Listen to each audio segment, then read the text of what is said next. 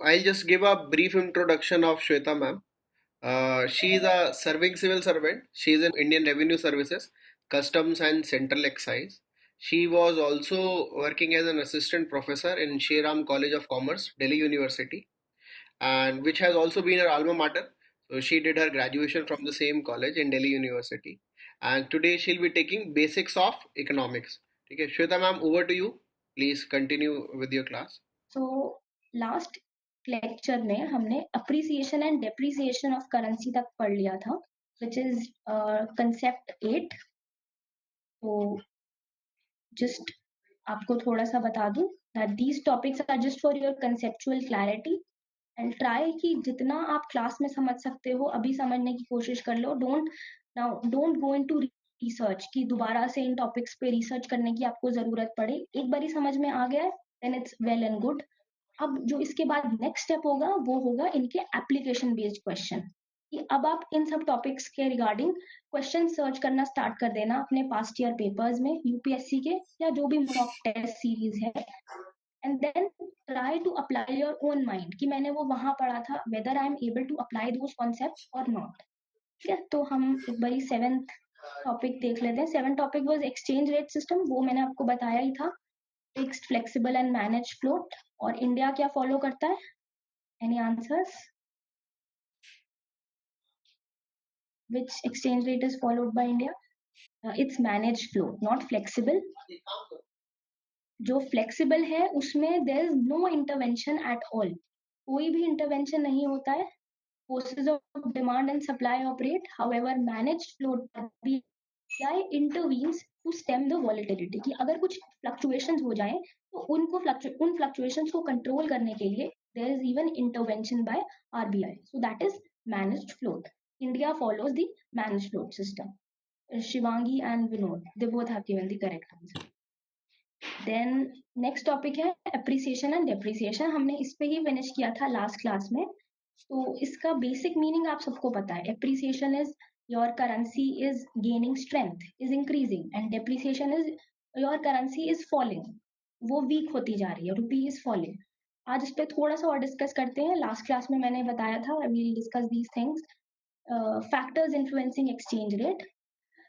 तो अब इस पे क्वेश्चन आता है कि अगर ऐसा हो गया तो करेंसी अप्रिशिएट करेगी या डिप्रिशिएट करेगी. ठीक है, तो इसीलिए we are doing all these factors influencing exchange rate. Now basic thing is before I have given you 4 factors which are influencing exchange rate. अब सबसे बेसिक चीज ये समझ लो कि अगर कोई इकोनॉमी अच्छा इम्प्रूव कर रही है, if an economy is improving or its economic indicators are improving, then its currency will appreciate. However, if the economic performance is not good, अगर वो टर्मोइल में जा रही है या फिर कुछ ऐसे इंडिकेटर्स हैं which are not good for the economy, then उसकी करेंसी डेप्रिशिएट करेगी. This is the basic concept which you should keep in mind. इसके बाद आपके सारे क्वेश्चंस इतनी आसानी से सॉल्व होंगे दैट आपको किसी में लॉजिक भी नहीं लगाना पड़ेगा, कि बहुत देर तक लोग लॉजिक लगा रहे होते हैं, ग्राफ्स बना रहे होते हैं कि इंक्रीज हो रहा है, डिक्रीज हो रहा है. Just keep this thing in mind that if the economy is improving, there's appreciation, or if the economy is showing poor performance, then there is depreciation of currency. ठीक है, now let's look at these factors. सबसे पहले है political stability and economic performance. इसका मैंने आपको अभी बताया. अगर ऐसे क्वेश्चन आता है कि सपोज इंडिया पे there is an situation of war, imminent war situation है, तो दैट मीन्स तो उसका इफेक्ट क्या होगा on the exchange rate. As I told you, अगर पॉलिटिकल टर्मोइल कुछ चल रहा है या फिर if the indicators are not good in any country, तो उसकी वजह से डेप्रिसिएशन ही होगा. इसके पीछे रीजन क्या है? रीजन ये है दैट जो भी सारे इन्वेस्टर्स हैं, फॉरेन इंस्टीट्यूशनल इन्वेस्टर्स हैं, they will now view other countries as more profitable as compared to our own country. They will think ki what is the point of investing in a country which is already facing a problem of imminent war. So they will just take out their money and reinvest. They will invest that money in other countries.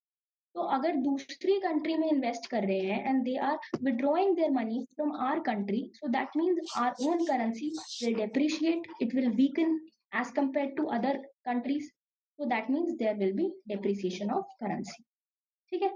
अब second चीज inflation. ये first वाला बहुत easy था. Second वाला है inflation. ना inflation के साथ साथ ये भी आपको एग्जाम में आ सकता है कि अगर मनी सप्लाई इंक्रीज कर दिया है या फिर डेफिसिट फाइनेंसिंग कर दी है तो क्या इफेक्ट होगा. तो let me first clarify.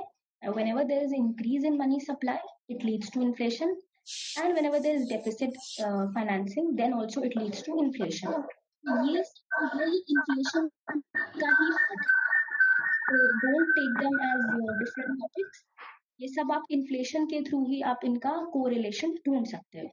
Now what effect does inflation have.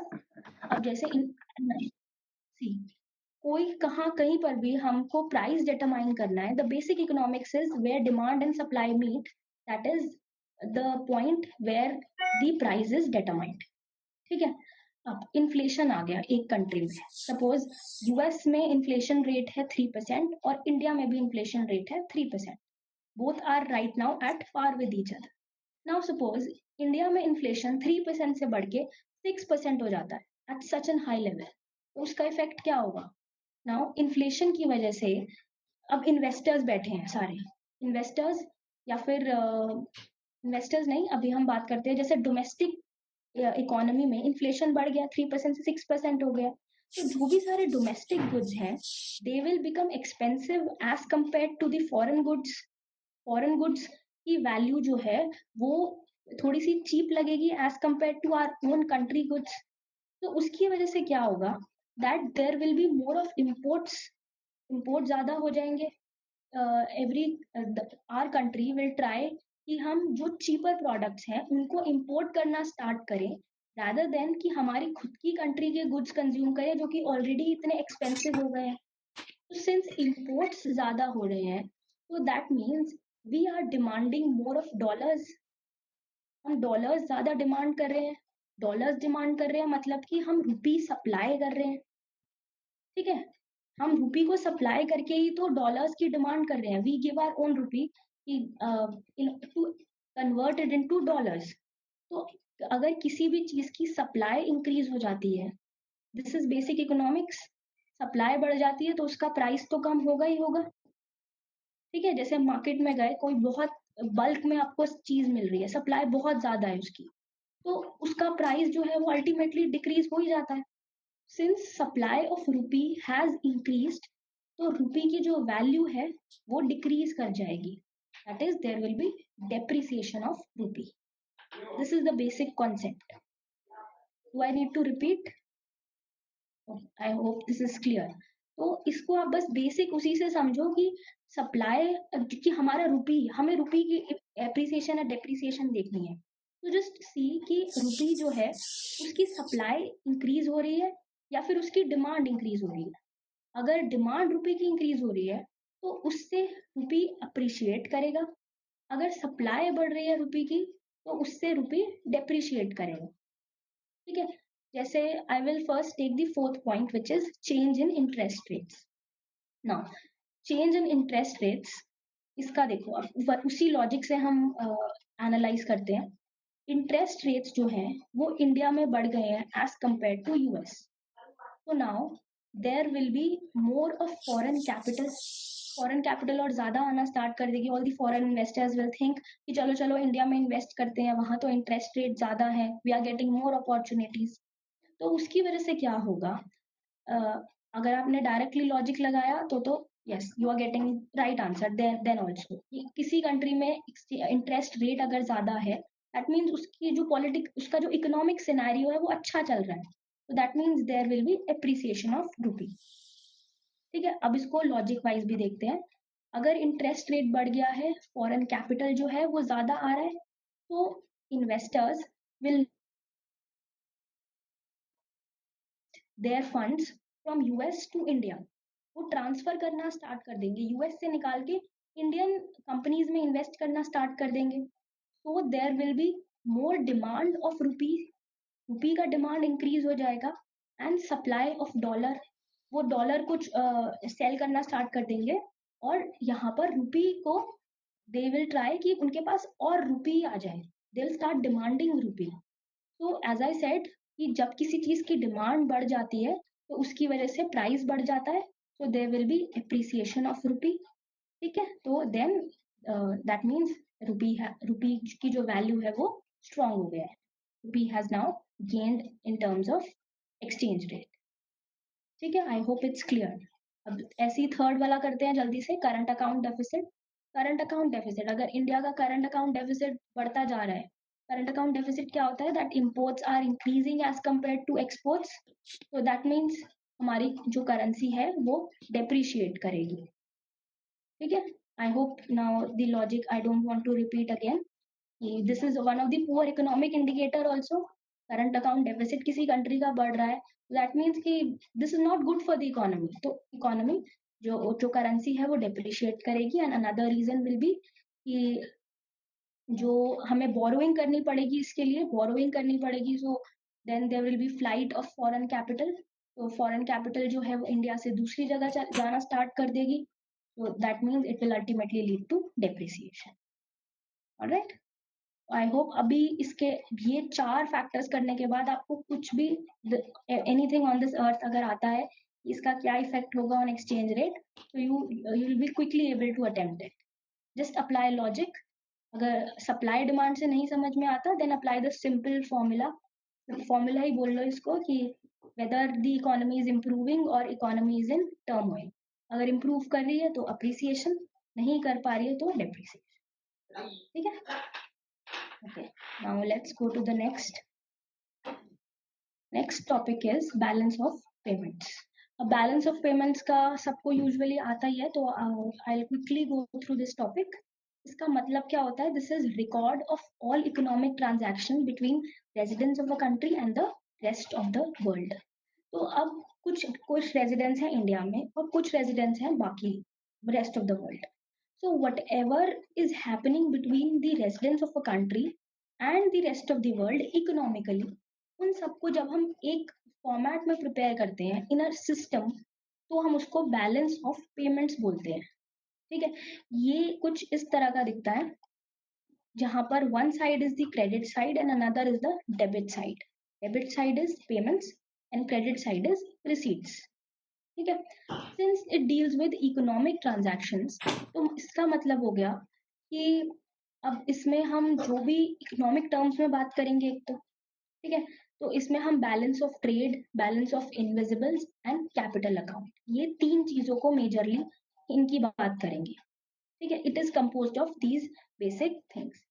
सबसे पहले है बैलेंस ऑफ ट्रेड.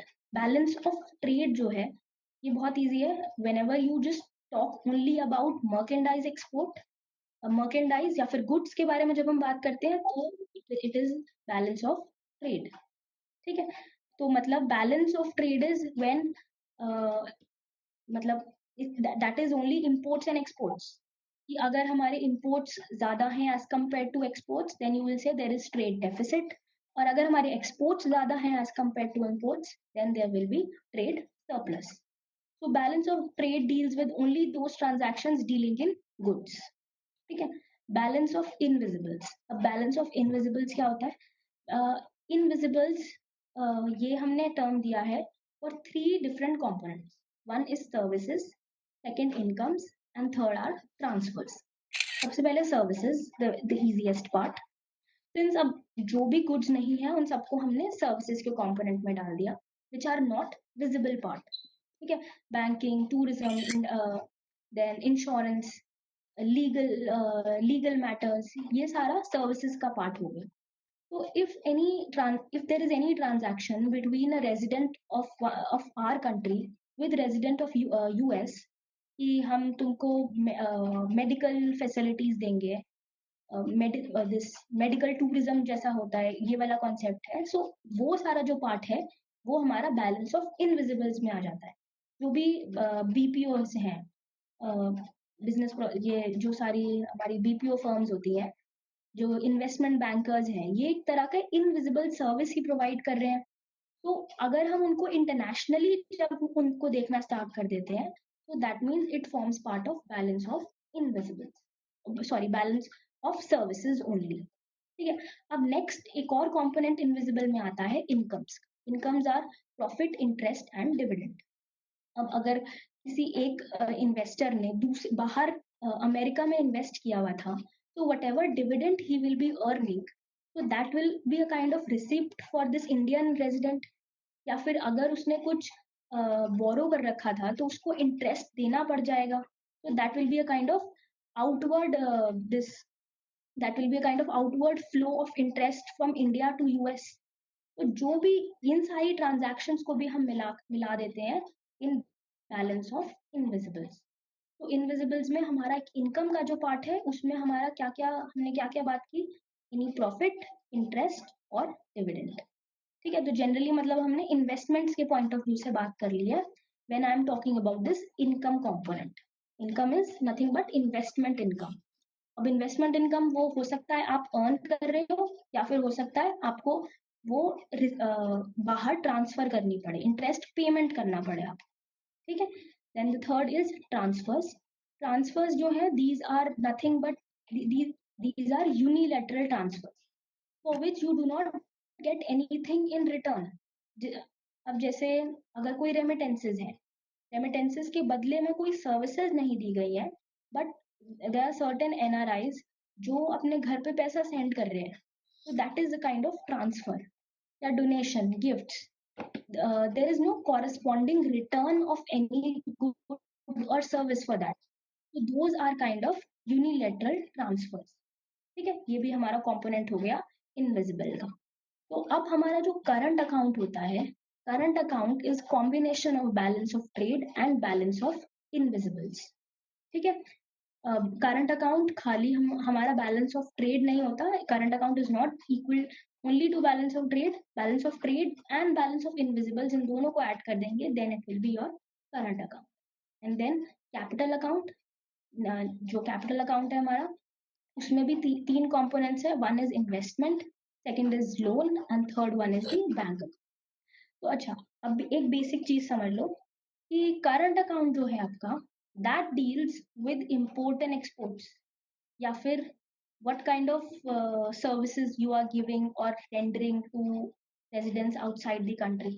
लेकिन जो कैपिटल अकाउंट है, capital account deals with things of long term nature. ठीक है, कैपिटल का मतलब ही मैंने लास्ट क्लास में समझाया था कि जैसे हम रेवेन्यू और कैपिटल आइटम्स बोलते हैं, ऐसे ही कैपिटल अकाउंट जो है it deals with all those things which are of long term nature. ठीक है, अब देखो बैलेंस ऑफ पेमेंट्स जो है, जो ये टर्म है, this is kind of system in which everything balances. Balance of payment is never deficit, is never in deficit or in surplus। You can have either trade deficit or trade surplus, जो कि balance of trade का होता है। लेकिन अगर हम overall balance of payment की बात करें, तो it is never in deficit, never in surplus, ये हमेशा बैलेंस ही होता है। ठीक है, why? Because this is based on double entry bookkeeping system, कि अगर एक चीज आपकी बढ़ रही है तो दूसरी चीज कम होगी ही होगी। ठीक है, अगर आपकी कंट्री में इंपोर्ट्स बढ़ रहे हैं, इंपोर्ट्स को फाइनेंस करने के लिए, इंपोर्ट्स इतने ज्यादा हो रहे हैं तो उनके लिए आपको बोरो करना पड़ेगा। इंपोर्ट्स बढ़ रहे हैं तो उन इंपोर्ट्स को मीट करने के लिए आपको यूएस डॉलर्स और ज्यादा चाहिएंगे। तो अब वो डॉलर्स आएंगे कहाँ से?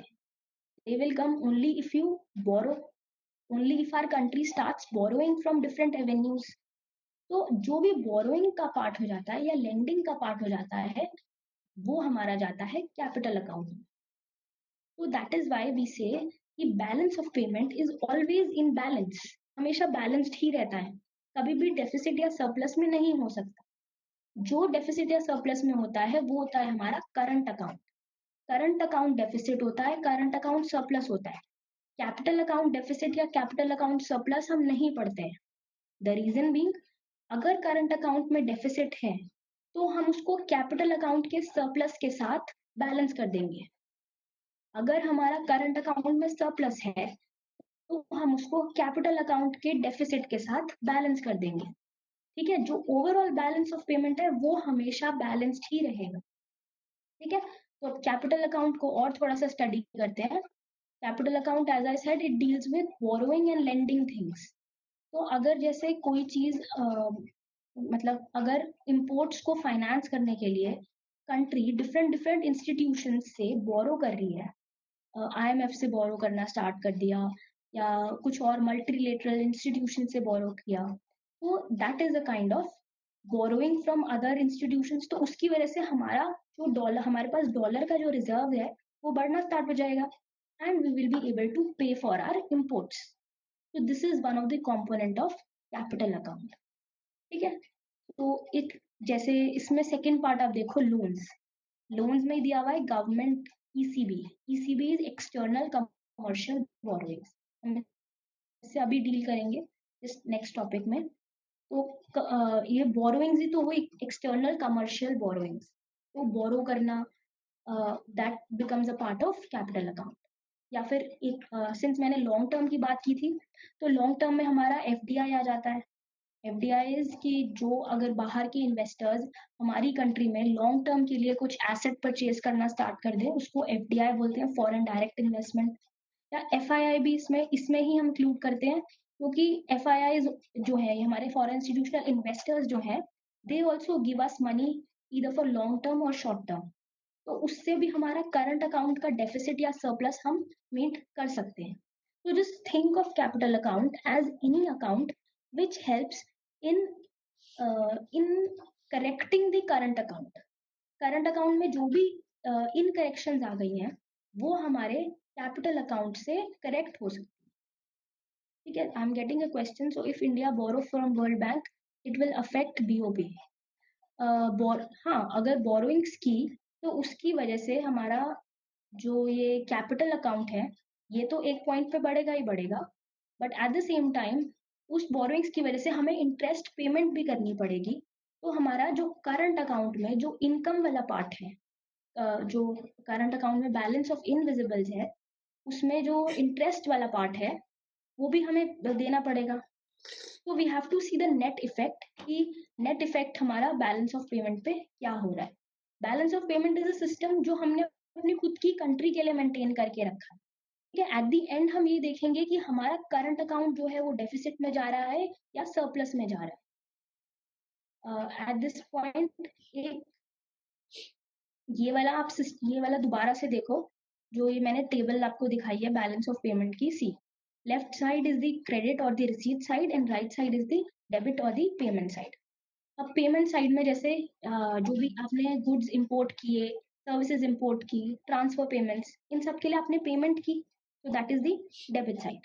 Then credit side is the receipt side, कि जो भी आपने जो गुड्स एक्सपोर्ट किए हैं, तो उसकी वजह से you will earn US dollars. जो भी सर्विसेज एक्सपोर्ट किए हैं, ट्रांसफर पेमेंट्स जो बाहर से मिली हैं, कुछ कनाडा में, US में आपके रिलेटिव्स थे, उन्होंने कुछ ट्रांसफर पेमेंट्स किए हैं, so you are getting certain receipts, so you then it will be a kind of receipt for us, तो वो क्रेडिट साइड आ जाएगी। ठीक है, तो ये हमारा हो गया करंट अकाउंट का पार्ट, ये जो मैंने 3 चीज बताई। मूविंग ऑन, कैपिटल अकाउंट का पार्ट जो है, कैपिटल अकाउंट में अगर आप डेबिट साइड देखो, payment side, if you lend to foreign countries, then it will be a kind of payment. That means there will be outflow of rupee to other countries, या फिर outflow of dollars to other countries, उनको dollars में अगर चाहिए। या फिर अगर हम दूसरी कंट्री में डायरेक्ट इन्वेस्टमेंट कर रहे हैं, जैसे रिलायंस है, अंबानी ने बाहर US में कोई एक नई कंपनी स्टार्ट की है, that is a kind of direct investment, तो वो हमारा सारा डेबिट साइड आ गया, which is a kind of payment. However receipt side में क्या हुआ, बोरोइंग फ्रॉम फॉरेन कंट्रीज, कि अगर हमें जरूरत पड़ गई कुछ डॉलर्स की, या फिर अगर हमारा इंपोर्ट्स बहुत ज्यादा है। सी, इंपोर्ट्स जो थे वो डेबिट साइड में थे, पेमेंट साइड में इंपोर्ट्स ऑफ गुड्स जो फर्स्ट पॉइंट है, अगर हमारा वो इंक्रीज हो जाता है, तो हमें उसको बैलेंस करने के लिए रिसीट्स को भी इंक्रीज करना पड़ेगा, विच is the credit side. Credit side में है बोरोइंग फ्रॉम फॉरेन कंट्रीज, तो उन इंपोर्ट्स को फाइनेंस करने के लिए हमें बाहर की कंट्रीज से बोरो करना पड़ेगा। तो करंट अकाउंट डेफिसिट के लिए हमें कैपिटल अकाउंट सरप्लस बनाना पड़ा। करंट अकाउंट डेफिसिट कैसे था, क्योंकि इंपोर्ट ज्यादा था। इंपोर्ट ज्यादा था मतलब डेबिट साइड ज्यादा थी, माइनस वाली साइड ज्यादा थी। अब उसको प्लस वाली साइड, प्लस वाला को भी उसी के बराबर लाने के लिए we need to borrow from foreign countries. Plus वाली साइड में क्या है, कैपिटल अकाउंट है।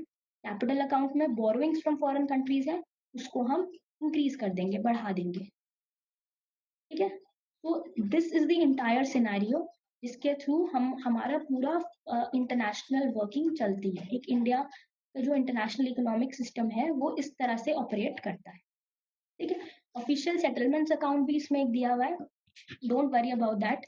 ये थोड़ा सा ट्रेडिशनल कॉन्सेप्ट है कि जब गोल्ड में ज़्यादा डील करते थे। Right now what is relevant for you people is only these two components which is current account and capital account. और करंट अकाउंट में क्या उसमें अलग अलग कंपोनेंट्स हैं उसका ज़रूर ध्यान रखना, ठीक है। Okay, moving on, which is financial market. Financial markets, ये टॉपिक जो है इसको थोड़ा सा जल्दी करेंगे क्योंकि एक तो इसमें बहुत ज़्यादा इम्पोर्टेंट नहीं है। You should know the basic terms but don't go too much into detail. ज़्यादा रिसर्च करने की ज़रूरत नहीं है क्योंकि जो एग्ज़ाम आता है, जो भी एग्ज़ाम है हमारा, बीट प्रीलिम्स और मेंस, वो एक बस ग्रेजुएट के अकॉर्डिंग है कि आपको बेसिक टर्मिनोलॉजी पता होनी चाहिए, या जो भी इकोनॉमी में बेसिक टर्म्स हैं उनके बारे में you should be aware of those terms and you should not do complete research की इसका क्या मतलब है, इसका क्या मतलब है। बहुत ज़्यादा डिटेल में हमें इसको नहीं पढ़ना है। तो financial market you can divide it into two types, capital market and money market. Financial market है मतलब market which deals with the financial system. तो it can be either for short term और फॉर लॉन्ग टर्म। जो market short term के लिए deal करती है, जो भी इंस्ट्रूमेंट्स हैं जिनकी मैच्योरिटी 1 ईयर से कम की होती है वो सारे आ जाते हैं मनी मार्केट में। और जिन इंस्ट्रूमेंट्स की मैच्योरिटी 1 ईयर से ज्यादा होती है दो that forms the capital market, ठीक है। तो एक तो ये चीज हो गई short term and long term. Short term कितना शॉर्ट टर्म, लेस देन और इक्वल टू 1 ईयर, और long term is more than 1 year, ठीक है। अब जो मनी मार्केट है that is govern by RBI but the capital market is govern by SEBI. एक ये डिफरेंस और हो जाएगा इसमें, ठीक है। तो अब हमारा कैपिटल मार्केट में दो फर्दर और इसको हम सब डिवाइड कर सकते हैं, capital market, primary market and secondary market. अब प्राइमरी मार्केट क्या है, primary market is the new issue market and secondary market में the issued securities are traded. Primary market क्या है, अब प्राइमरी मतलब this is the basic market. अगर किसी कंपनी को कुछ शेयर्स लेकर आने हैं, न्यू इशू करना है, then that means it has to go to this primary market, ठीक है। जैसे आप फर्स्ट टाइम मार्केट में एंटर किए तो वहां पर आपको अपनी शॉप लगानी पड़ेगी। सबसे पहला एस्टैब्लिशमेंट क्या होता है, एक presence of a physical space. तो वो, अब वो तो फिजिकल मार्केट हो गई। फाइनेंशियल मार्केट जो है ये हमारा एक वर्चुअल मार्केट है। तो वर्चुअल मार्केट के लिए अगर किसी कंपनी को फंड्स की जरूरत है तो उन फंड्स के लिए, फंड्स रेज करने के लिए सबसे पहला अपना इशू जहां निकालना पड़ता है that is the primary market. तो प्राइमरी मार्केट में हमारा इनिशियल पब्लिक ऑफर होता है, आईपीओ जिसको बोलते हैं। तो जब एक company for the first time अपने शेयर्स इशू करती है देन उस मार्केट को हम बोलते हैं primary market. However, secondary market is that market where the issued shares are traded. जो शेयर्स हमने प्राइमरी मार्केट में इशू किए थे अब उनकी ट्रेडेबिलिटी के लिए हमें सेकेंडरी मार्केट जाना पड़ेगा, ठीक है। प्राइमरी मार्केट में ट्रेडिंग नहीं हो रही, प्राइमरी मार्केट में सिर्फ उस कंपनी ने अपने शेयर्स को इशू किया है। जैसे रिलायंस, आरआईएल या इन्फोसिस। इन्फोसिस ने एक नया अपना शेयर निकाला, हैविंग डिफरेंट डिफरेंट टर्म्स। उसकी फेस वैल्यू अलग थी, the kind of dividend it offers वो अलग था। तो वो उसने प्राइमरी मार्केट में जस्ट सब इन्वेस्टर्स को इन्फॉर्म कर दिया that I will be coming up with this issue. और फिर जो भी सारे इन्वेस्टर्स हैं वो प्राइमरी मार्केट के रूट के थ्रू उस शेयर में इन्वेस्ट कर देंगे, ठीक है। अब वन टाइम आपने इन्वेस्ट कर दिया, you have become the owner of that share. Now, if you want to sell that share to some other friend of yours, किसी और अपने इन्वेस्टर फ्रेंड को बेचना चाहते हो, तो अब प्राइमरी मार्केट का रोल खत्म हो जाएगा। Now here comes the trading of securities and that happens in secondary market. Primary market से आप इनिशियल ओनर बन जाते हो एक चीज के, सेकेंडरी मार्केट से आप उसको उसकी ट्रेडेबिलिटी या मार्केटेबिलिटी को इंक्रीज करते हो, एक पर्सन से दूसरे पर्सन तक वो ट्रांसफर हो जाएंगे शेयर। ठीक है, तो this is very easy concept, primary market and secondary market. The next concept comes of types of instruments कि प्राइमरी मार्केट में कौन से इंस्ट्रूमेंट्स है, सेकेंडरी मार्केट में कौन, सॉरी कैपिटल मार्केट में कौन से इंस्ट्रूमेंट्स है, और मनी मार्केट में कौन से इंस्ट्रूमेंट्स है।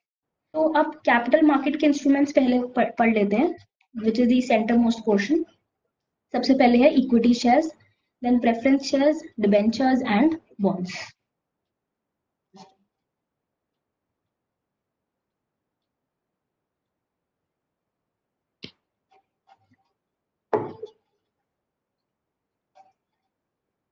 तो अभी हम लेमैन टर्म्स में हमने शेयर्स शेयर्स बहुत बोल लिया, बट ये होता क्या है actually. Equity shares, preference shares, debentures and bonds, these are different instruments which exist in capital market. Capital market में मैंने आपको बताया था, जो भी 1 ईयर से ज्यादा की मेच्योरिटी वाले इंस्ट्रूमेंट्स होते हैं हम उसकी बात करते हैं। ठीक है, तो सबसे पहले हम बात कर रहे हैं नाउ इक्विटी शेयर्स की। इक्विटी शेयर्स क्या होते हैं? Equity shares are a kind of instrument which gives ownership rights to an investor. ठीक है, कि अगर आप उस कंपनी के ओनर बनना चाहते हो तो आप उसके इक्विटी शेयर्स में इन्वेस्ट करोगे। तो अब वो ओनरशिप राइट कितनी होगी वो उसकी टर्म्स पे डिपेंड करती है कि आपने अगर एक शेयर खरीदा है तो कंपनी आपको कितना परसेंटेज दे रही है। अगर आपने उसके 1 लाख शेयर्स खरीदे हैं तो कंपनी आपको कितना बड़ा शेयर होल्डर बना रही है। तो equity shares are nothing but a kind of ownership instrument, कि उससे आप कंपनी की फंक्शनिंग में डायरेक्टली पार्टिसिपेट कर सकते हो। The person who is buying equity shares will have a say in the affairs of a company. ठीक है, now preference share क्या हुआ? preference shares और है तो शेयर, एक हमने इक्विटी की बात की, दूसरा है preference. Preference share, since the word attached is preference, तो जिन लोगों के पास प्रेफरेंस शेयर्स होगा they will be given preference while the company is liquidated. ठीक है, अब क्या होता है कि जैसे अब कोई भी एक कंपनी है, सपोज आपने खुद की अपनी कंपनी एस्टैब्लिश, नहीं आपने नहीं की, सपोज मैंने की, आप सब लोग इन्वेस्टर्स। ठीक है, अब जो विनोद है, विनोद ने मेरी कंपनी में इक्विटी शेयर परचेज कर लिया and he has become 30% share holder. He has acquired shares with an ownership of 30%। ठीक है, नेक्स्ट कम्स हरजोत। हरजोत ने प्रेफरेंस शेयर्स मेरी कंपनी में परचेज कर लिए। अब सपोज मेरी कंपनी बैंकरप्ट हो जाती है या फिर उसको लिक्विडेट करने का टाइम आ जाता है, बंद करने का टाइम आ जाता है, तो जो भी ओनर होता है उसकी रिस्पॉन्सिबिलिटी बनती है कि वो अपने सारे क्लेम्स को मीट करके फिर अपनी कंपनी बंद करे। जहां से पैसा उधार ले रखा है वो वाला that amount should be repaid back. पहले हर सारी बोरोइंग्स रीपे करना स्टार्ट करे फिर अपना देखे। ये थोड़ी ना होता है कि खुद अपना, जो एक ओनर है वो सबसे पहले अपना पैसा थोड़ी ना सिक्योर कर लेता है, पहले बाकी एक्सटर्नल क्लेम्स को मीट करता है and then he looks at himself. तो फिर मैं और विनोद, मेरी कंपनी में इन्वेस्ट किया था उसने, हम दोनों सबको सबके क्लेम्स को मीट करना स्टार्ट कर देंगे। We will first look at our creditors, या जो भी जिनसे हमने पैसा बोरो किया था उन सबका हम we will try to settle those claims. Then उसके बाद बारी आती है प्रेफरेंस शेयर्स की। मतलब हमसे भी पहले प्रेफरेंस शेयर्स को ज्यादा प्रेफरेंस दी जाएगी कि उन्होंने जितना पैसा इन्वेस्ट किया था, जितना हरजोत ने पैसा जो लगाया था, since he had invested in preference share, तो उसका पैसा पहले रिटर्न होगा, फिर जो आखिरी में बचा होगा वो मैं और विनोद आपस में डिस्ट्रीब्यूट कर लेंगे। तो preference share are getting a kind of preference as compared to equity share holders while the company is being liquidated. जब कंपनी के सारा पैसा आपस में डिवाइड करना था सब लोगों में, जो भी उसकी स्टेक होल्डर्स थे, तो सबसे पहले तो क्रेडिटर्स या बोरोवर्स को दे दिया, उसके बाद प्रेफरेंस शेयर होल्डर्स को दे देंगे and then equity share holders के पास जो बचा खुचा होगा वो मिलेगा उनको। ठीक है, तो मतलब वैसे it's better to be preference share holder rather than equity share holder, लेकिन इक्विटी शेयर होल्डर वालों के पास वोटिंग राइट्स भी होती हैं और प्रेफरेंस शेयर होल्डर वालों के पास वोटिंग राइट्स हो या ना हो that is not necessary. It's not necessary that all the preference shareholders will have voting rights. It depends on the terms. ठीक है, तो let's not go much into details. इससे ज़्यादा तो और फिर कॉमर्स ऑप्शनल वालों के लिए हो जाएगा. Then next is debentures and bonds. तो एक बेसिक डिफरेंस डिबेंचर्स और बॉन्ड्स में क्या होता है. सबसे पहले तो कॉमन चीज बता दूं मैं. Debentures and bonds both are a kind of debt instrument. कि अगर कुछ उधार लेना है, बोरो करना है, तो उसके लिए company can issue either debenture और अ बॉन्ड. ठीक है. अब डिबेंचर्स जो है they are not backed by any security. They are only issued by creditworthy investor, creditworthy companies. कि अगर कुछ बहुत बड़ी कंपनी है, इन्फोसिस, टाटा, रिलायंस, इनका नाम ही काफी है जैसे बोलते हैं. तो अगर इन्होंने अपना कुछ अगर इन्हें कुछ बोरो करना है तो they might be issuing debentures and not bonds. इनको कोई चीज सिक्योरिटी में रखने की जरूरत नहीं है. इनका नाम ही बहुत बड़ा है, काफी है इस सब के लिए. लेकिन अगर कोई नई कंपनी है, उनको फंड्स बोरो करने हैं, तो जो इन्वेस्टर्स हैं वो ये बोलेंगे कि हम तुम्हारे ऊपर कैसे भरोसा कर लें. We need certain thing as a security, as a collateral. तो उनको बॉन्ड इशू करना पड़ेगा कि ठीक है, वो इन्वेस्टर्स को बोलेंगे कि तुम हमें इतना पैसे उधार दे दो, और in case we are not able to repay you back, then तो तुम हमारा ये चीज भी सेल कर सकते हो. This is a kind of mortgage that we are giving from our part. कि this is a kind of guarantee कि हम लोग तुम्हारा जो भी तुमने पैसा दिया है वो हम रीपे बैक कर देंगे.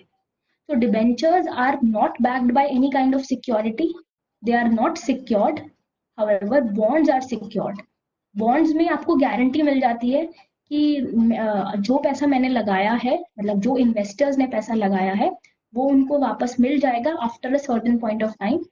However, there is no such guarantee for debentures. Debentures are issued by high reputed companies. उनको कोई सिक्योरिटी नहीं देनी है. ठीक है. तो this is the basic difference between debentures and bonds. Next है मनी मार्केट इंस्ट्रूमेंट्स. अब इन मनी मार्केट इंस्ट्रूमेंट्स के बारे में भी जल्दी से थोड़ा सा डिस्कस कर लेते हैं. सबसे पहले है कॉल या फिर नोटिस मनी. अच्छा, कॉल नोटिस मनी से पहले ये डायग्राम देखो. एक है ट्रेजरी बिल. ट्रेजरी बिल्स सबने टर्म सुना हुआ होगा, लेकिन क्लियरली नहीं पता होगा क्या है. तो ट्रेजरी बिल्स या फिर टी बिल्स भी बोलते हैं इनको. They are issued by the central government. जब सेंट्रल गवर्नमेंट शॉर्ट टर्म के लिए अगर सेंट्रल गवर्नमेंट को शॉर्ट टर्म के लिए फंड्स चाहिए तो फिर वो ट्रेजरी बिल्स इशू कर देती. ठीक है. इनकी मैच्योरिटी जो है, मैच्योरिटी काफी कम होती है. They are highly liquid. जब आप चाहो इनको कन्वर्ट करा सकते हो. ठीक है. सबसे पहले तो since we are dealing with money market, तो एक चीज तो just keep this thing in mind कि money market deals with short term. अगर किसी कंपनी को शॉर्ट टर्म के लिए फंड्स चाहिए for less than 1 year, then it will go into money market. तब वो कैपिटल मार्केट के रास्ते नहीं जाएगी, वो मनी मार्केट के रास्ते जाएगी. ठीक है. अब मनी मार्केट में अगर सेंट्रल गवर्नमेंट को जरूरत है फंड्स की for a period which is less than 1 year, then it will issue treasury bills. And another important feature of treasury bills is they are very safe. They are least risky. इनमें कोई risk नहीं होता क्योंकि central government है. Government ये थोड़ी है government ही bankrupt हो जाएगी, ऐसा तो नहीं होता है. तो जो लोग ट्रेजरी बिल्स में इन्वेस्ट करते हैं, they can be very sure कि हमारा पैसा सिक्योर है, and we will be getting regular interest also, and our initial amount, which is the principal amount, that will also be repaid back to us. So they are very safe instrument, not at all risky. The safest money market instrument are the treasury bills. ठीक है. इसके बाद आता है certificate of deposit. अब certificate of deposit क्या है? See the term certificate of deposit. Deposit जैसे फिक्स डिपॉजिट होता है, ऐसे ही ये टर्म है सर्टिफिकेट ऑफ डिपॉजिट. मैंने फिक्स डिपॉजिट से क्यों लिंक किया? क्योंकि fix deposit is in banks. ऐसे ही certificate of deposit, this is also issued by banks. अगर बैंक्स को लेस देन 1 ईयर के लिए फंड्स चाहिए, तो फिर वो सर्टिफिकेट ऑफ डिपॉजिट इशू कर सकते हैं। ठीक है, जनरली 3 मंथ से लेके 1 ईयर के बीच में अगर सपोज बैंक्स को फंड्स की जरूरत है तो फिर वो अपने जो भी वो फ्लोट करेंगे एक certificate of deposit money market में जाएंगे, वहां पर अपना ये certificate of deposit instrument float करेंगे और सारे इन्वेस्टर्स को बुलाएंगे कि हमारे बैंक्स में आकर इन्वेस्ट कर। This is issued by banks. ठीक है, next comes commercial papers. Commercial papers. Now look at the term clearly. Commercial paper. It is made up of the term commerce. Commercial जो है वो कॉमर्स से बना है। तो अगर कंपनीज को शॉर्ट टर्म के लिए फंड्स चाहिए होंगे then they will issue commercial papers. ठीक है, certificate of deposit was issued by banks, however commercial papers are issued by companies. This is the basic difference between these two. अगर किसी company को less than 1 year के लिए funds चाहिए, जैसे कोई शॉर्ट टर्म प्रोजेक्ट है उसको मीट करने के लिए फंड्स चाहिए, तो फिर वो कमर्शियल पेपर इशू करना पसंद करेंगे rather than issuing equity shares और प्रेफरेंस शेयर्स। ठीक है, जब रिक्वायरमेंट ही नहीं है 1 साल से ज्यादा की, तो क्यों हम इतने लंबे प्रोसीजर में फंसे। तो इट्स बेटर कि शॉर्ट टर्म इंस्ट्रूमेंट ही इशू कर दो which is a commercial paper. ठीक है, तो ये 3 हमारे टर्म्स हुए। अच्छा, इस फ्लो चार्ट में और मैंने थोड़े से टर्म्स यूज कर रखे हैं। वन इज कॉल और नोटिस मनी। कॉल मनी और notice money, this is the shortest money market instrument. इसको हम इंटर बैंक मनी भी बोलते हैं। अब जैसे एक बैंक से दूसरे बैंक में अगर कुछ फंड्स को ट्रांसफर करना है, एक बैंक में सरप्लस फंड्स है, उसके पास बहुत ज्यादा डिपॉजिट्स हो गए, दूसरे बैंक के पास डेफिसिट चल रहा है, उसको अपने जो सारे लोग हैं उनको लोन देने में दिक्कत आ रही है, he is facing crunch of funds. तो फिर वो दूसरे सरप्लस फंड्स वाले को बोलेगा कि मुझे कुछ टाइम पीरियड के लिए अपने फंड्स दे दो। तो this kind of transfer of funds within different banks is known as call money और नोटिस मनी और इंटर बैंक मनी। ठीक है, ये बहुत ही शॉर्ट पीरियड के लिए होता है, जनरली 1 डे से लेके 15 डेज तक का इसका टाइम पीरियड रहता है। ठीक है, 15 डेज भी मैंने बहुत ज्यादा बोल दिया, जनरली 1 और 2 डेज का ही इसका टाइम पीरियड होता है। So this is the money market instrument which has the shortest maturity value. ठीक है, देन बाकी तो हमने कवर कर ही लिए हैं, और जो नहीं भी किए वो इम्पोर्टेंट नहीं है। टर्म मनी ये यूएस की टर्म है, so let's not deal with this. अच्छा, एक ये मैंने फ्लो चार्ट और बनाया था, this is based on the duration. अब अगर आपको थोड़ा लिक्विडिटी के हिसाब से इनको लगाना हो तो सबसे मैच्योरिटी के हिसाब से अगर लगाना हो तो सबसे कम मैच्योरिटी है कॉल मनी की। Maturity ranges till overnight. Then notice money is not important from UPSC point of view, इसको जनरली हम सेम ही मानते हैं इंडियन टर्म्स में। Term money, then commercial paper के बाद non convertible debentures, and 6th is money market mutual fund, 7th is repo and reverse repo. ये जो बैंकिंग की टर्म्स है ये हम एक्चुअली नेक्स्ट क्लास में भी करेंगे, उसमें I will tell you repo, reverse repo, SLR, CRR and certificate of deposit. तो मतलब सबसे ज्यादा जो जिसकी मैच्योरिटी है in money market instrument, that is certificate of deposit ranging from 3 months to 1 year. जो commercial paper है that comes on the 4th point, that comes at the 4th stage। और सबसे ज्यादा सबसे कम जिसकी maturity है वो है call money, that ranges till overnight only। 15 दिन के अंदर अंदर ही उसको रिटर्न करना पड़ता है। Okay, let's go to this next topic of foreign investment now। Foreign investment क्या है ना? Foreign investment is investment in foreign country. नाम से ही समझ में आ रहा है कि अगर किसी फॉरेन कंट्री में इन्वेस्ट कर रहे हैं तो दैट इज फॉरेन इन्वेस्टमेंट। ठीक है, बहुत इजी। अब foreign investment are of 3 types, first FDI, then FPI and then ECB. FDI foreign direct investment, FPI foreign portfolio investment, या फिर इसको एफआईआई भी बोलते हैं। पहले हम एफआईआई बोलते थे, नाउ आप जहाँ जो भी ऑफिशियल जो भी कम्युनिकेशन देखो या मिनिस्ट्री ऑफ फाइनेंस की ऑफिशियल वेबसाइट पे you will see the term FPI rather than FII. Then ECB external commercial borrow. ठीक है, एफपीआई पे हम दो और इसके सब पार्ट्स पढ़ेंगे, ADR GDR and FCCB. ADR GDR American Depository Receipts or Global Depository Receipts, and FCCB are foreign currency convertible bonds. Foreign currency convertible bonds. ठीक है. Now quickly let's see the concepts. इनकी conceptual clarity की जरूरत है और ज्यादा detail नहीं जरूरत. सबसे पहले FDI. FDI is building or purchasing businesses and their associated infrastructure in a foreign country. Very easy. कि जब आप पूरा का पूरा बिजनेस ही इस्टेब्लिश कर रहे हो किसी और कंट्री में, that is foreign direct investment. वहां पर आपकी फिजिकल प्रेजेंस भी है, आप जो भी रिलेटेड इंफ्रास्ट्रक्चर है वो सब लगा रहे हो. ठीक है, जैसे पेप्सिको है तो यूएस की ब्रांड. जब उन्होंने इंडिया में भी अगर अपना प्लांट लगाना स्टार्ट कर दिया, so that is a kind of foreign direct investment. Alright, very easy. FPI या और FII. अब FPI और FII क्या होता है? Foreign portfolio investment. अगर किस FPI is purchasing securities of foreign countries such as stock and bonds on an exchange. अगर इन्वेस्टर्स डायरेक्टली डील करने से अच्छा, अगर कोई कंपनी डायरेक्टली किसी और फॉरेन कंट्री में इन्वेस्ट करने से अच्छा अपने शेयर्स, बॉन्ड्स या डिबेंचर्स निकालती है and the investors start purchasing them in order to become their owners, then it becomes foreign portfolio investment.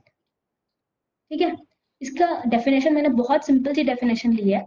Purchasing securities of foreign countries such as stock and bonds. जैसे अगर किसी foreign country में कोई एक foreign company है, Facebook is a foreign company. अगर उसके securities, उसके शेयर्स परचेज करना स्टार्ट कर दो, then that is a kind of foreign portfolio investment.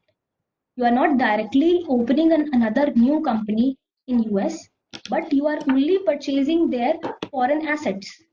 Facebook के आप बस फॉरेन सिक्योरिटीज परचेज कर रहे हो, फॉरेन एसेट्स परचेज कर रहे हो, उसके स्टॉक, उसके शेयर में इन्वेस्ट करोगे, बॉन्ड में इन्वेस्ट करोगे, so that is known as foreign portfolio investment. ठीक है. तो अब जो FDI है that is long term investment, क्योंकि आप पूरा का पूरा अपना बिजनेस ही वहां पे इन्वेस्ट लगा रहे हो, स्टैब्लिश कर रहे हो. However, portfolio investment is a short term move to make money. जो जनरली जो शेयर मार्केट होती है पूरी, वो हमारी फॉरेन पोर्टफोलियो इन्वेस्टमेंट होती है.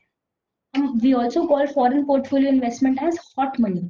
हॉट मनी भी एक टर्म यूज करते हैं because it is susceptible to fluctuations, susceptible to transfers. अगर मुझे लगता है कि फेसबुक जो है that is not performing well, तो मैं वहां से अपने शेयर्स, वहां जो भी मेरी परसेंटेज ऑफ शेयर होल्डिंग है वो सेल करके I will buy in some other company, किसी और कंपनी में बाय करना स्टार्ट कर दूंगी.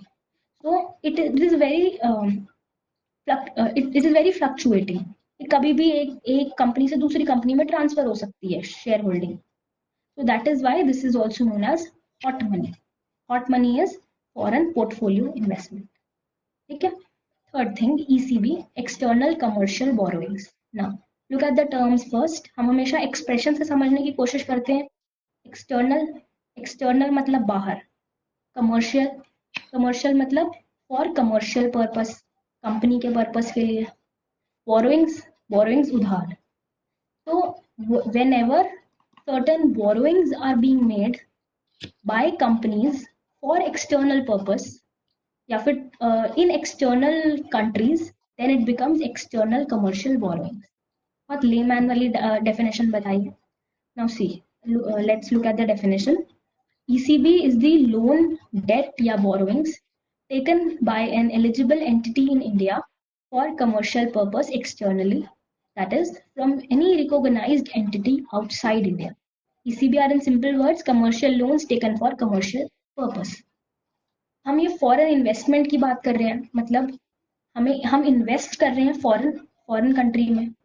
तो अगर किसी कंट्री को फॉरेन फंड्स की जरूरत होती है, सपोज मेरी कंपनी है रिलायंस, ठीक है, मेरी नहीं है, अंबानी की कंपनी है रिलायंस, उसको कुछ फॉरेन फंड्स की जरूरत है, उसको डॉलर्स की जरूरत है, तो वो एफडीआई के थ्रू इन्वेस्ट कर सकता है, या फिर एफपीआई कर सकता है, या फिर ईसीबी कर सकता है। एफडीआई की या तो वो बाहर यूएस में जाकर अपनी खुद की एक ब्रांच लगा ले, एक ब्रांच एस्टैब्लिश कर ले।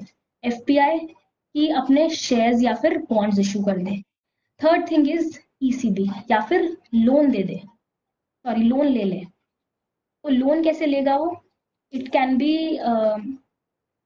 लोन इशू करने के लिए, लोन बोरो करने के लिए वो बाहर जो है, जो सारे इन्वेस्टर्स हैं उनको रिक्वेस्ट कर, मतलब अपना जो उसने नेटवर्क बना रखा है उनको बोलेगा that I want commercial loan for this purpose, this will be the maturity, कि मुझे इतने टाइम पीरियड के लिए चाहिए, and I will be ready to pay you interest of this much.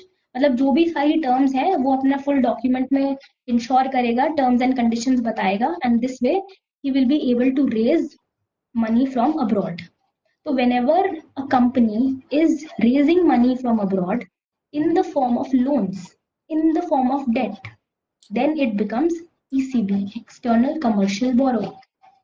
ठीक है, अब external commercial borrowing is regulated by RBI, ये एक और मेजर डिफरेंस है। लेकिन एफपीआई जो हमारा पोर्टफोलियो इन्वेस्टमेंट है, that is regulated by SEBI. ठीक है, this is not in the form of loan. जो हमारा एफपीआई है that is in the form of investing in securities और शेयर्स, डिबेंचर्स, बॉन्ड्स। तो दैट इज तो उसका जो रेगुलेटिंग अथॉरिटी है that is SEBI.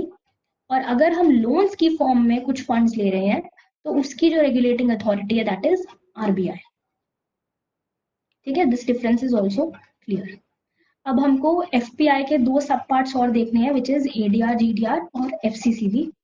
ADR, GDR American depository receipt, और GDR is global depository receipt. तो सबसे पहले एडीआर होता क्या है? ADR since American depository receipt है, तो इसमें इसकी जो लिस्टिंग होगी वो खाली अमेरिकन स्टॉक एक्सचेंज पे होगी। और ग्लोबल डिपॉजिटरी रिसीट जो है दैट डील्स ग्लोबली, वो कहीं पर भी लिस्ट हो सकता है। लिक्विडिटी के टर्म्स में एडीआर जो है they are more liquid and GDR are less liquid. और अगर शेयर होल्डर्स की बात करें तो खाली अमेरिकन सिटीजन ही एडीआर बाय कर सकते हैं, और जीडीआर जो है ऑल ओवर द वर्ल्ड कोई भी सिटीजन जीडीआर में बाय कर सकता है। तो ये है क्या basically? American depository receipt. Depository receipt जो है इसको आप एक तरह का शेयर समझ लो, शेयर सर्टिफिकेट। ठीक है, अब मैंने आपको बताया कि ये एक तरह का एफपीआई है, फॉरेन पोर्टफोलियो इन्वेस्टमेंट है। तो मतलब कि अगर रिलायंस को फॉरेन फंड्स की जरूरत है तो वो एफपीआई के फॉर्म में, एफपीआई और वो भी एडीआर के फॉर्म में अमेरिका से कुछ फंड्स मंगा सकता है। ठीक है, तो वो क्या करेगा? वो शेयर्स इशू करेगा in American market, and those shares will be published on New York stock exchange. तो जब शेयर्स न्यूयॉर्क स्टॉक एक्सचेंज पे पब्लिश होंगे तो जो अमेरिका के इन्वेस्टर्स हैं वो उसमें इन्वेस्ट करेंगे, तो फिर वो through a proper channel Reliance के पास यूएस डॉलर आ जाएगा। तो इन अ वे जो फंड्स की जरूरत रिलायंस को थी यूएस डॉलर्स की टर्म्स में, तो ये पूरे रूट के थ्रू उसको यूएस डॉलर्स मिल गए। That means his mission is accomplished. अगर इसी तरह उसको यूएस डॉलर यूएस में नहीं इन्वेस्ट करने थे, उसको यूरोप में करने थे, तो वो एडीआर नहीं इशू करेगा, वो जीडीआर इशू करेगा। This is the difference between ADR and GDR. एक ये डायग्राम और देख लो, इससे और थोड़ा सा क्लैरिटी हो जाएगी। सी, just look at the black arrows issuing company RIL ने इशू किया शेयर सर्टिफिकेट। वो डायरेक्टली तो न्यूयॉर्क स्टॉक एक्सचेंज में इशू नहीं कर सकता, वो सीधा जाके थोड़ी ना बोलेगा कि मेरे स्टॉक न्यूयॉर्क स्टॉक एक्सचेंज में, मेरे शेयर्स न्यूयॉर्क स्टॉक एक्सचेंज में इशू कर दो। तो उसने सबसे पहले हमारे खुद के जो डोमेस्टिक कस्टोडियन बैंक है एसबीआई, उसको इन्फॉर्म किया that I am willing to buy certain I am willing to have certain funds in the form of US dollar. तो उसने वो गया and he has issued share certificates to his custodian bank, not issued but just informed, SBI को inform किया that I am willing to issue share certificate in the form of ADR. ठीक है, अब SBI जाएगा Morgan Stanley के पास. Morgan Stanley is the foreign depository. बाहर की कंट्री में भी कोई एक कुछ कस्टोडियन की फॉर्म में काम कर रहा है, उसका नाम है मॉर्गन स्टैनली.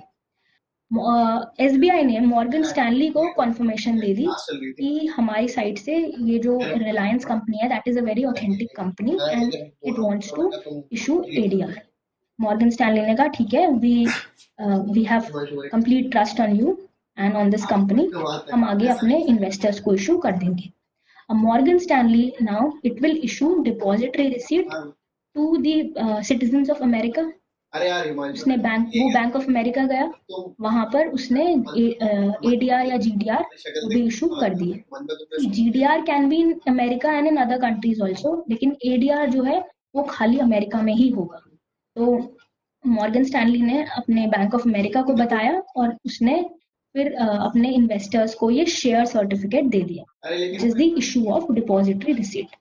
लास्ट में एक नेक्स्ट जो ब्लैक एरो है वो देखो, तो अल्टीमेटली जो ये ADRs हैं वो न्यूयॉर्क स्टॉक एक्सचेंज पे पब्लिश हो जाएंगे एंड इन अ वे अब पब्लिश हो गए तो सबने इसमें पैसा इन्वेस्ट करना स्टार्ट कर दिया एंड अल्टीमेटली जो रिलायंस की ओरिजिनल रिक्वायरमेंट थी वो मीट हो जाएगी.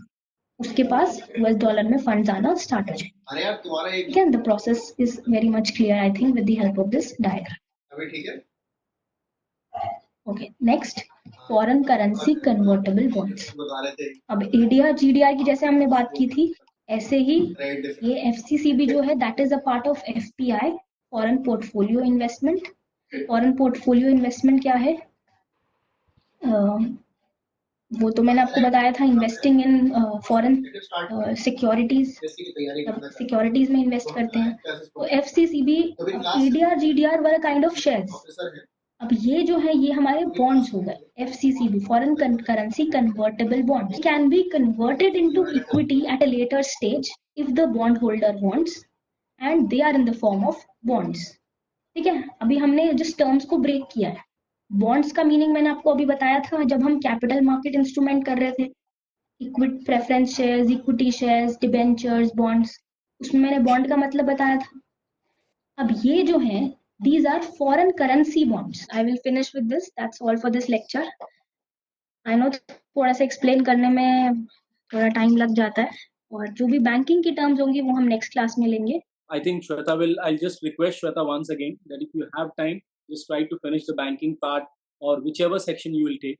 I'll not overburden you with the responsibility, but I'll once again request on behalf of all of us, Nitish, Vishal, that if you will be able to finish it off, that will be really good for us. I think Vishal sir is also there. Vishal sir?